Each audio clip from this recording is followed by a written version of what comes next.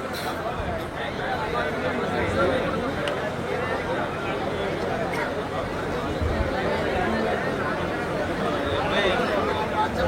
Assembly ఎన్నికల్లో MP ఎలక్షన్లలో మీ ఇండ్ల వరకు వచ్చి మీ ఇంటికి వచ్చి ఓటు అడిగినప్పుడు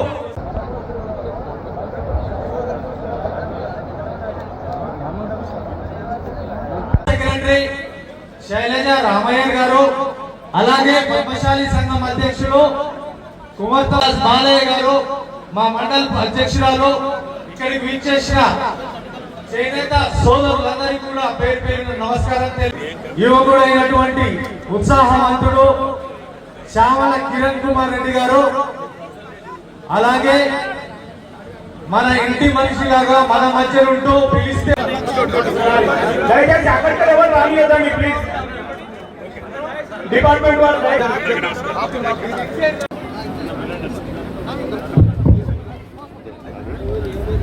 అభిమాన శాసనసభ్యులు నా మిత్రులు అనిల్ కుమార్ రెడ్డి గారు, గౌరవ పార్లమెంట్ సభ్యులు కిరణ్ కుమార్ రెడ్డి గారు, ప్రిన్సిపల్ కార్యదర్శి,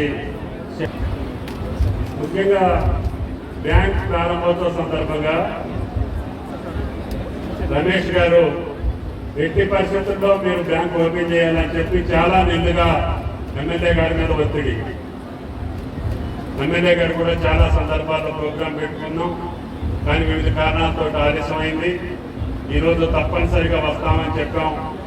రమేష్ గారి యొక్క పిలుపు మేరకి ఆయన కొంగర భాస్కర్రావు గారి యొక్క తలంపుకి, ఆయన యొక్క కృషికి, ఏదైతే ఆ బ్యాంకును ఓపెన్ చేసి ప్రారంభించి చేనేత కార్మికులకు అండగా ఉండాలని ఆ మహానుభావుడి యొక్క సంకల్పానికి నిజ స్వరూపం ఇచ్చినటువంటి రమేష్ గారికి, వారి యొక్క బ్యాంకు యాజమాన్యానికి, సిబ్బందికి కూడా ధన్యవాదాలు తెలియజేస్తున్నాను.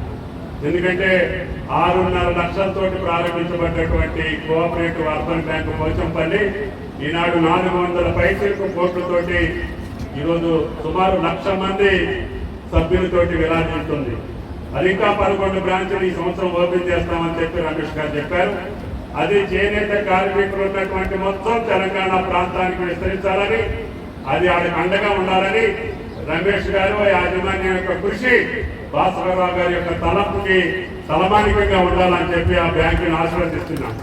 ఆ బ్యాంకు ఏదైనా ప్రభుత్వ పరంగా సహాయ సహకారాలు కావాలంటే ఎంపీ గారు, ఎమ్మెల్యే గారి సహకారం తీసుకొని ముఖ్యమంత్రి గారితో మాట్లాడి వాటిని కూడా సఫలీకృతం చేస్తామని చెప్పి సందర్భంగా మనం చేస్తున్నాం.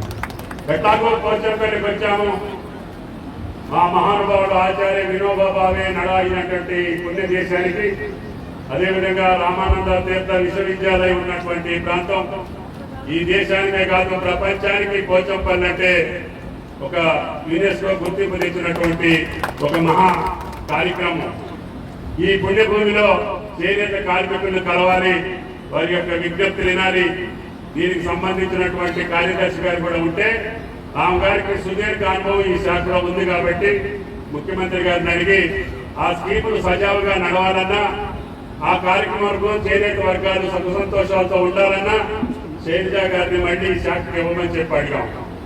ఆమె పెద్ద మనసుతోటి దేవాదాయ ధర్మాదాయ శాఖ ఉన్నప్పటికీ ఈ శాఖ ఆమెకి ఇష్టమైనటువంటి శాఖ.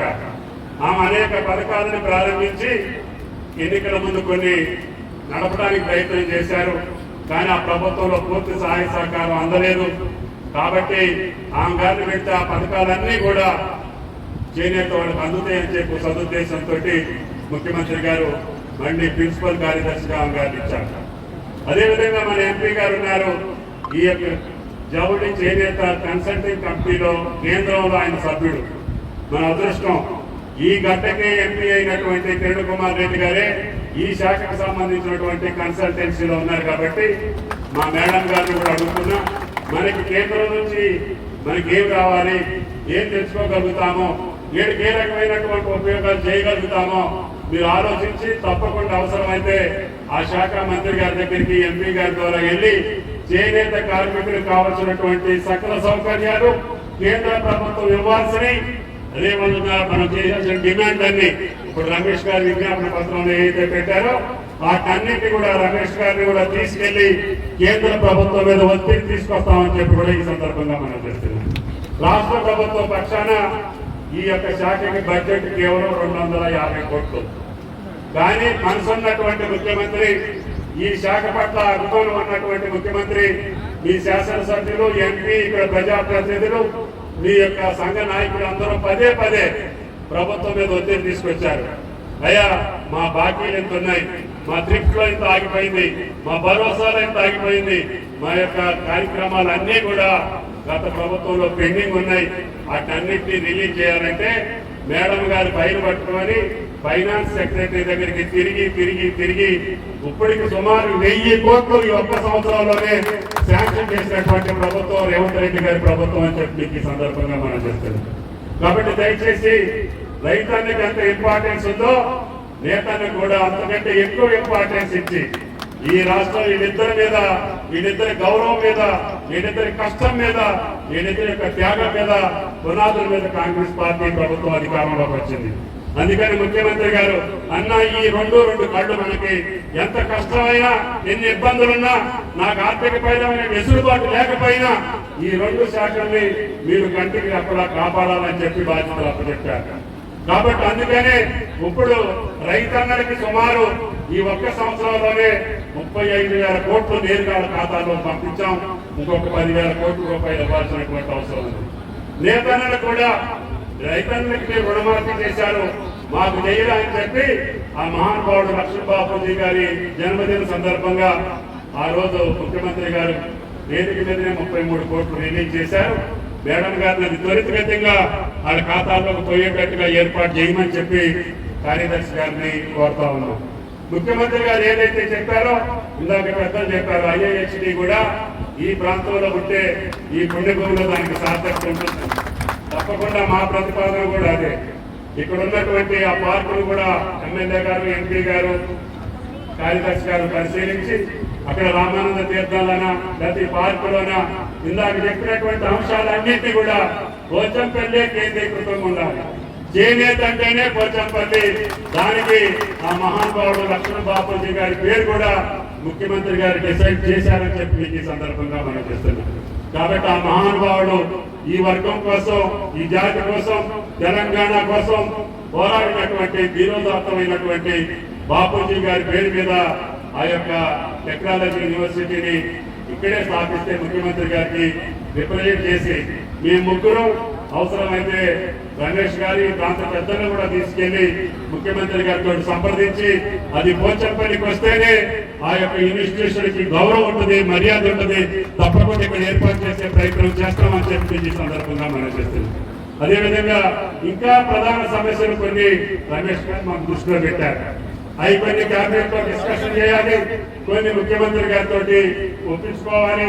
బడ్జెట్ యొక్క ప్రతిపాదన దృష్టిలో పెట్టుకొని తప్పకుండా ఈ సంవత్సర కాలంలో మీరు అడిగినటువంటి ప్రతి ఒక్కటి శాంక్షన్ చేశాం. బీమా అన్నా చేశాము, చేయూత అన్నా చేశాము, భద్రత అన్నా చేశాము, థ్రిఫ్ట్ అన్నా చేశాము, బాకీలన్నీ కూడా కంప్లీట్ చేశాము.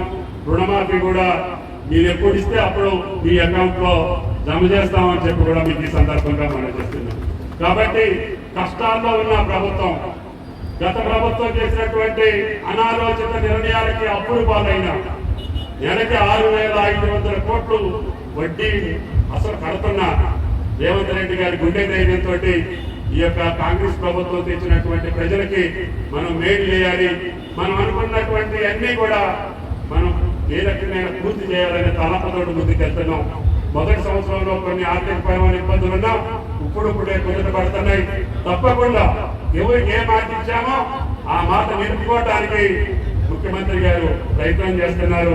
ఆయన అండదండలుగా ఉండాల్సినటువంటి అవసరం ఈ ప్రభుత్వం మళ్ళీ కలకాలం ఈ పేదలకు సేవ చేసేటటువంటి అవకాశం ఇందిరమ్మ రాజ్యంలోనే సాధ్యపడుతుందని